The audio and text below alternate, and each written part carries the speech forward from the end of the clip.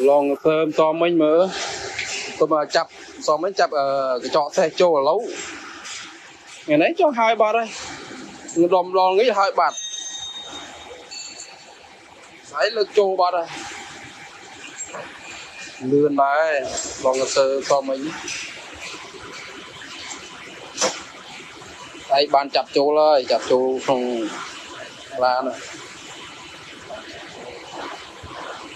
chiên nhóm lứa đó hỏi ban pi bể pong nó lươn rồi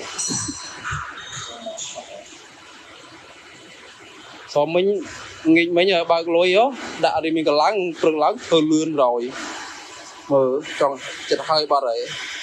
cái đấy hơi đây chập châu lực đã chôm sân rồi chưa làm rồi